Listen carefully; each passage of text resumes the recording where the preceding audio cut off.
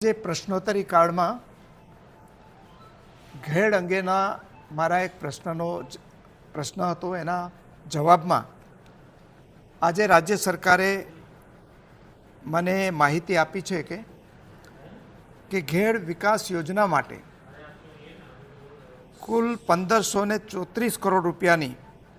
યોજનાને સૈદ્ધાંતિક મંજૂરી મળેલી છે અને એ પૈકી જે સોરઠી ઘેડ છે એના માટે 1184.08 કરોડની યોજનાને સૈદ્ધાંતિક મંજૂરી આપી છે। એ ઉપરાંત બરડા ઘેડ વિસ્તાર માટે 350 કરોડની યોજનાને મંજૂરી આપી છે અને એ પૈકી 139.75 કરોડના કામો શરૂ કરવામાં આવ્યા છે અને બાકીના 1394 કરોડના જે કામો છે એને વહીવટી મંજૂરી આપવાનું કામ અગ્રિમ તબક્કામાં છે અને લગભગ 15 થી 20 દિવસમાં આ કામને વહીવટી મંજૂરી મળી જવાની છે। રાજ્યના બધા જ લોકો જાણે છે કે ઘેડ એક વિશિષ્ટ ભૌગોલિક સ્થિતિ ધરાવતો પ્રદેશ છે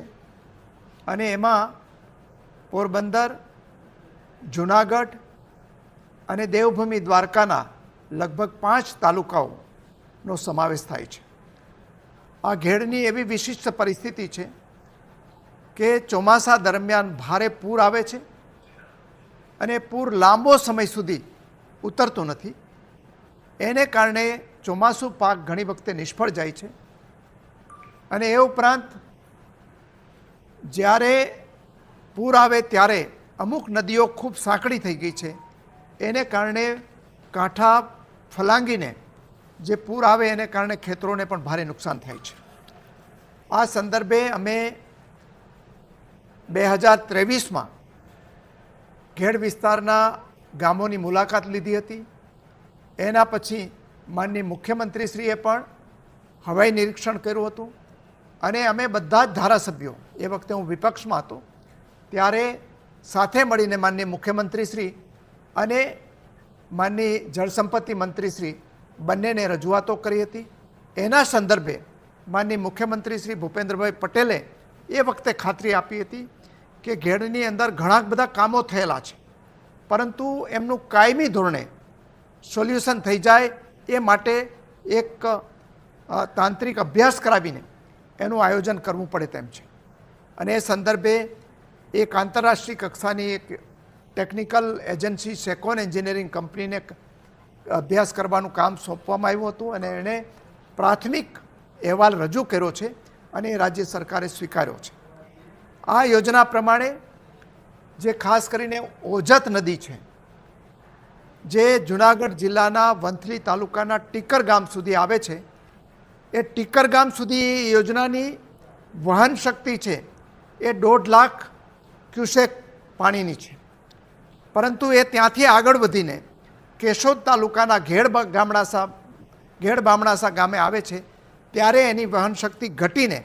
માત્ર 25,000 ક્યુસેક થઈ જાય છે। એટલે 1.5 લાખ ક્યુસેક પાણી છે, એ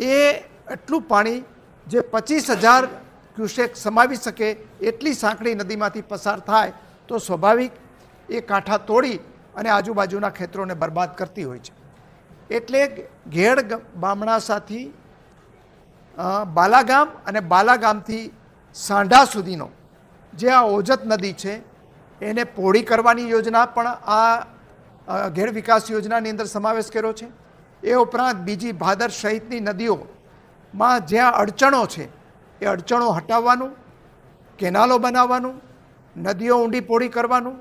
તળાવો ઊંડા પહોળા કરવાનું આયોજન છે, જેથી પાણીનો થોડો સંગ્રહ પણ થઈ શકે અને જ્યાં નદીઓના મુખ છે ત્યાં રબર ડેમ બનાવવાની યોજના છે, જેથી એ રબર ડેમ જ્યારે ભારે પૂર આવે ત્યારે નીચે બેસી જાય અને જ્યારે એવું લાગે કે હવે પૂર ઓસરી રહ્યા છે ત્યારે રબર ડેમ ઊંચો આવી જાય ઓટોમેટિક AI આર્ટિફિશિયલ ઇન્ટેલિજન્સ સિસ્ટમથી, એટલે એ વખતે પાણીનો સંગ્રહ પણ થઈ શકે એવી યોજના આ ઘેડ વિકાસ યોજનાની અંદર કરવામાં આવી છે એટલે મને લાગે છે કે આવનારા 3 વર્ષોની અંદર જ્યારે ઘેડનું આ વિકાસ યોજનાનું તમામ કામ પૂર્ણ થશે ત્યારે ઘેડની અંદર પાણીનો સંગ્રહ પણ થશે, છેલ પણ ફરી વળશે, જેથી નદીની જમીનની ફળદ્રુપતા જળવાઈ રહે અને પાણીનો નિકાલ પણ સમયસર થશે